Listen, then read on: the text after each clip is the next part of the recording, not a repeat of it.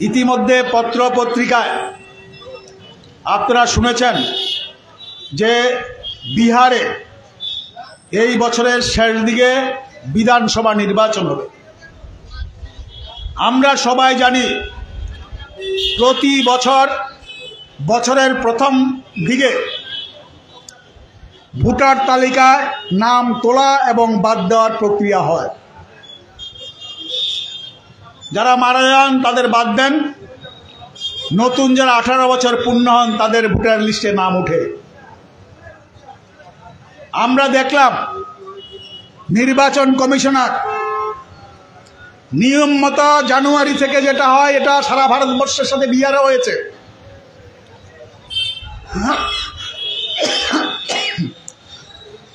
হঠাৎ করে ভোটের 4-5 মাস আগে বিহারে বলছেন বিশেষ নিবিড় ভোটার লিস্ট তৈরি হবে সংশোধনী আকারে।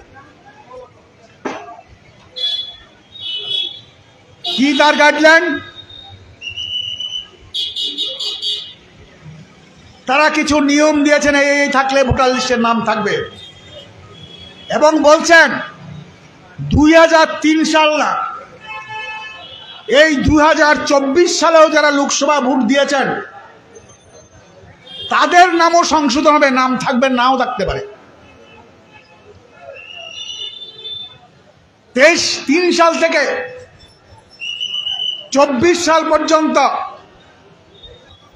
এই 21 বছরে যারা ভোট দিয়েছেন তাদের নামও বাদ যেতে পারে। অর্থাৎ 3 সালে যাদের ভোটার লিস্টে নাম আছে তাদেরটা থাকবে, বাকিটা শুধু প্রমাণ করতে হবে তুমি ভারতবর্ষের নাগরিক। আমরা অনেক দেখেছি আমাদের রাজ্যে না, শুধু সারা ভারতবর্ষে ভারত সরকার নির্বাচন কমিশন ভোট যাতে সুষ্ঠু হয়, ভোটাররা যাতে ভোট দিতে পারে, অবৈধ ভোটার যাতে ভোট দিতে না পারে, তার জন্য ভোটের আই কার্ড তৈরি করেছেন কয়েক হাজার কোটি টাকা খরচ করে। তারপরে মনে হলো সরকারের আরো দরকার তথ্য, কি আধার কার্ড তৈরি করা, প্রত্যেকের পরিচিতিপত্র। আমি ভারতবর্ষের নাগরিক, ভারতবর্ষের সমস্ত সুযোগ ভোগ করার অধিকার আমার আছে। আধার কার্ড না থাকলে আপনি ব্যাংক অ্যাকাউন্টও করতে পারবেন না, রেশন কার্ডে থাকবে না আপনার নাম। এখন নির্বাচন কমিশন বলছে না, আধার কার্ড আর আই কার্ড হলে হবে না। কি করতে হবে? 3 সালের পরে যারা ভোটার আছে তাদেরকে তাদের বাবার কাগজ লাগবে যে তারা এই ভারতবর্ষে তার জমির দলিল, তার বাইবার এবং ছেলে মেয়ের বাইবার, যাদের এখন ভোটার লিস্টে নাম থাকবে। নির্বাচন কমিশনের কাজ হলো ভোটার লিস্টে নাম উঠানো, বৈধ ভোটার যারা আছে। আর আমাদের বাচ্চার সংবিধানে কি আছে? নাগরিক হতে হলে কি হতে হয়? জন্মসূত্রে নাগরিক, আর একটা নির্দিষ্ট সময়ে যদি এই দেশে বাস করে আমাদের নিয়ম মানে, তাহলে সেও নাগরিক। 71 সালে ইন্দিরা মুজিব চুক্তিতে আমাদের দেশে 71 সালের পর্যন্ত যারা এই দেশে এসছে তারা সবাই ভারতবর্ষের নাগরিক। যদিও বর্তমান যে কেন্দ্রের সরকার তারা বলছে 14 সালের মধ্যেও যদি হিন্দু, শিখ, খ্রিস্টান, বুদ্ধ এরা যদি আমাদের দেশে ধর্মীয় কারণে এসে থাকে তারাও এখন নাগরিক। নাগরিক ঠিক করবে কে? এই আইন কে এনেছে পার্লামেন্টে? স্বরাষ্ট্র দপ্তর। আমাদের দেশের স্বরাষ্ট্র দপ্তর ভারতবর্ষের কে নাগরিক, কে নাগরিক না, নাগরিক না হলে তাকে এখান থেকে বিদায় করা, এগুলি স্বরাষ্ট্র দপ্তরের কাজ। আমার বৈধ পরিচিত আছে বিহারে, দেখলাম 65 লক্ষ লোকের নাম বাদ দিয়ে দিয়েছেন। ভারতবর্ষের সব রাজনৈতিক দল একমাত্র বিজেপি ছাড়া, এমনকি তারা সরকারে আছে এই দলগুলি পর্যন্ত বলছেন এই এসআরআই চলবে না, এটা বাতিল করো। সুপ্রিম কোর্টে মামলা হচ্ছে, কিন্তু কেন করছেন? আসলে নির্বাচন কমিশন এখন তো নিরপেক্ষ না, পুরনো যারা আছেন সেশনের নাম শুনেন, জানেন আমাদের দেশে নির্বাচন কি জিনিস, মানুষের কি অধিকার, নির্বাচন কমিশন শিখিয়ে দিয়েছে নিরপেক্ষ থেকে। এই নিরপেক্ষতা এখন আর নেই ভারতবর্ষের মধ্যে। আমাদের ভারতবর্ষের এখন যে সরকার আছে আরএসএস এর নেতৃত্বে বিজেপি, তারা সমস্ত ক্ষেত্রে, এমনকি নির্বাচনের ক্ষেত্রে যে নির্বাচন কমিশন নিরপেক্ষভাবে ভোট করবে, যারা জিতবে তারা সরকার তৈরি করবে, এর দায়িত্ব যাদের, তারা এখন বিজেপির হয়ে গেছে। আগে প্রধানমন্ত্রী বিরোধী দলের নেতা আর আমাদের সুপ্রিম কোর্টের মাননীয় প্রধান বিচারপতি ছিলেন। আমাদের দেশের বর্তমান প্রধানমন্ত্রী তার দল মনে করলেন এটা হলে তো আমাদের কাজ হবে না, আমরা নির্বাচন কমিশনে ইচ্ছা করে লোক নিয়োগ করতে পারবো না। নির্বাচন কমিশন নিয়োগের ক্ষেত্রে যে কমিটি, এই কমিটিতে প্রধান বিচারপতিকে বাদ দিয়ে, তখন থেকেই বোঝা গেছে যে ভারতবর্ষে যে গণতন্ত্র ব্যবস্থা আছে এই ব্যবস্থাতে শেখ পেরাক বাঁচানোর জন্য এই বিজেপি রেডি হচ্ছে, গণতন্ত্রের কথা বলছে। এখন তো দেখছি তারা স্বাধীনতা দিবস বলে 14 দিন ধরে কর্মসূচি, আপত্তি নেই, স্বাধীনতা সবাই এনেছে, স্বাধীনতা দিবসের উপলক্ষে বিভিন্ন কর্মসূচি হবে, কিন্তু যারা স্বাধীনতার যে মর্মার্থে এটাকে জলাঞ্জলি দিতে চায় তারা আজকে স্বাধীনতা দিবসের কর্মসূচি করার চেষ্টা করছে বিভিন্নভাবে মানুষকে। আজকে বিজেপি বুঝছে এই গণতান্ত্রিক পরিবেশ যদি থাকে তাহলে ভারতবর্ষের মানুষ ক্ষমতা থেকে টেনে নেওয়া হবে। বিহার, আমি বিনীতভাবে বলবো বিজেপি তারা যদি কেউ শুনেন, এই যে ভোটার লিস্ট যেটা আছে বিহারে, গত বিধানসভা যেটা ছিল, এই বিধানসভার আগে কারা সরকারে ছিলেন? বিজেপি এবং জেডিইউ। মাঝখানে বিজেপির থেকে জেডিইউ ভেঙে এসে নতুন করে নির্বাচন করে নতুন সরকার তৈরি করেছেন, আবার পাল্টে গিয়ে সরকার বিজেপি আবার জেডিইউর সরকার তৈরি করেছেন। তাদের সময় তো ভোটার লিস্ট তৈরি হয়েছে,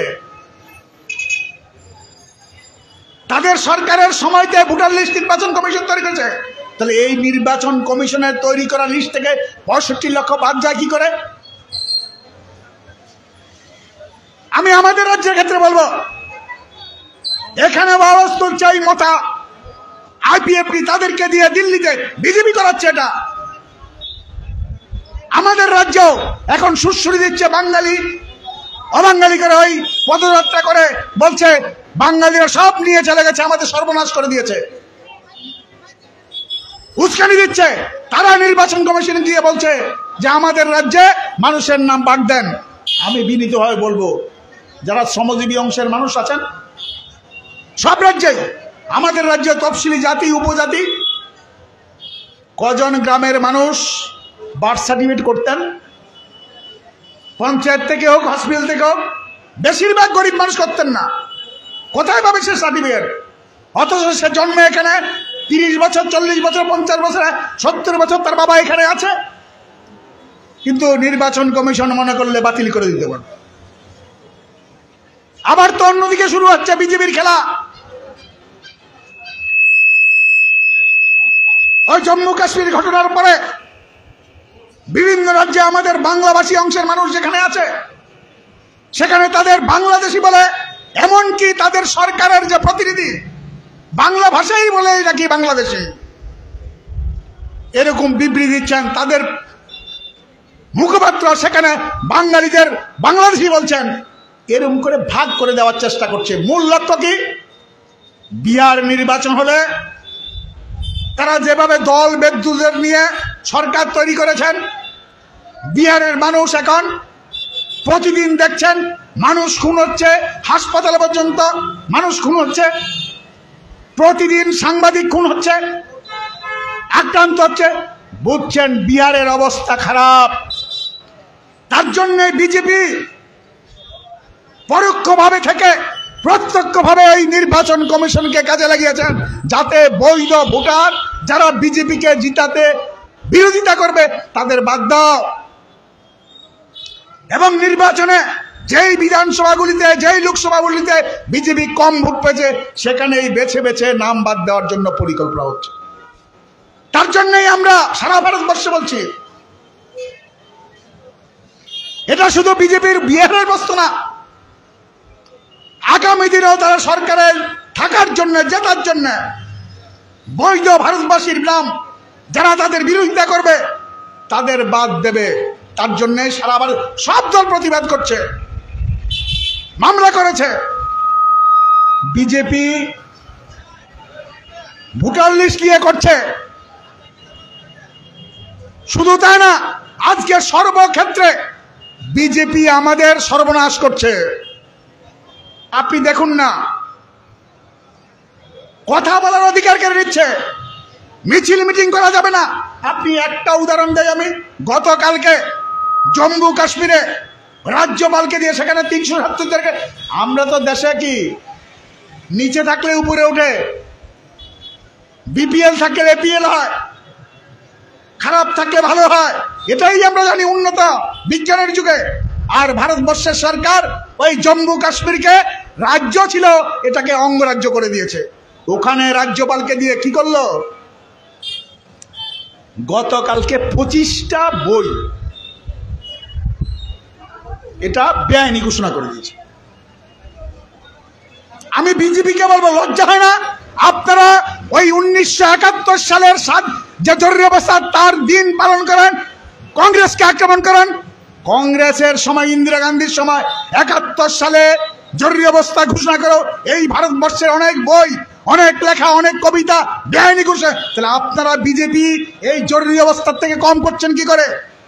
জম্মু কাশ্মীরে যে 25টা বই বন্ধ করেছেন, ব্যান করেছেন, এই 25টা বইয়ের লেখক আমার আপনার মতো না, ঐতিহাসিক, সমাজবিজ্ঞানী। তারা জম্মু কাশ্মীরে শান্তি কি করে আসবে, তার জন্য সরকারের কি দুর্বলতা, এগুলি তুলে ধরেছেন। তার জন্য তাদের বই বাতিল সহজে করে দিচ্ছেন। আর আমাদের দেশের মধ্যে যারা ছুরি ঘুরাচ্ছেন তাদের বিধি কিছু বলছেন না। আপনি দেখুন না, কদিন আগে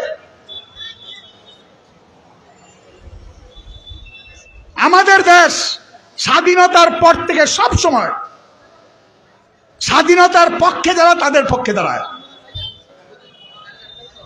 যেখানেই হোক। যেমন বাংলাদেশে করেছে আমাদের দেশ, তাদের পক্ষে দাঁড়িয়েছে।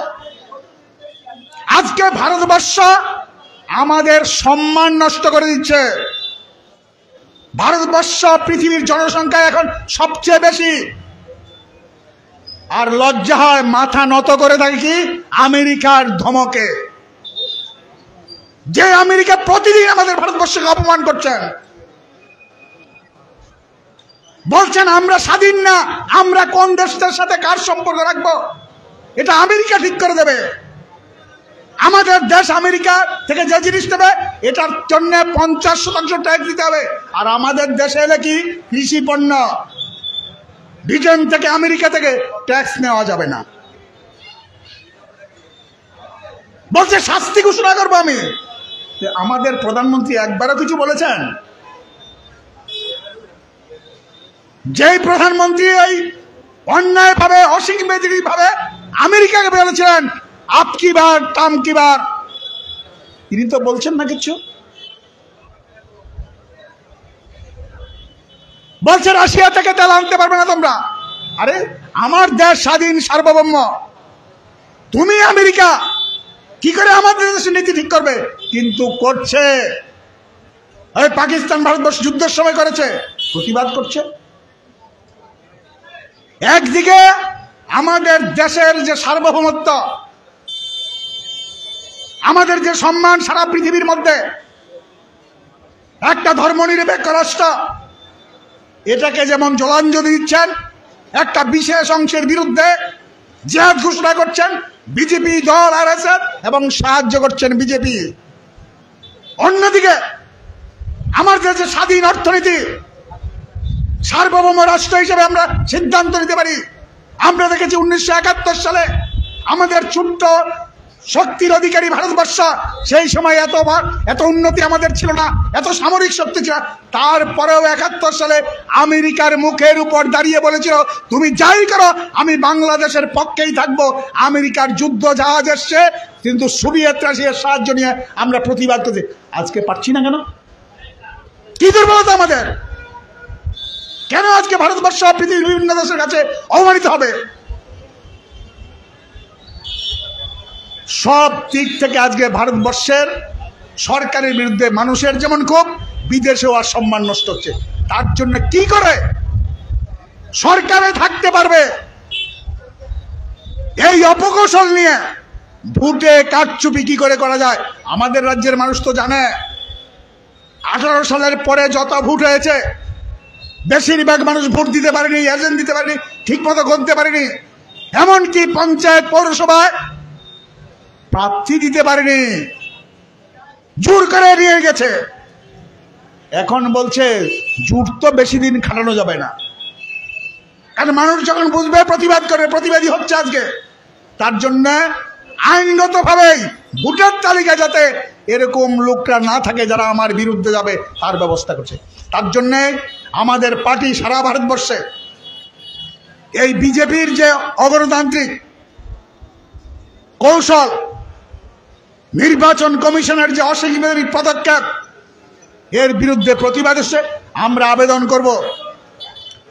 এটা শুধু সিপিআইএম এর ব্যাপার না, সমস্ত গরিব মানুষ তাদের বিরুদ্ধে চক্রান্ত হচ্ছে, তার প্রতিবাদে সবাই সামিল হবেন, এই প্রত্যাশা রেখে আমি আমার কথা বলা শেষ করছি। ইনকলাব জিন্দাবাদ।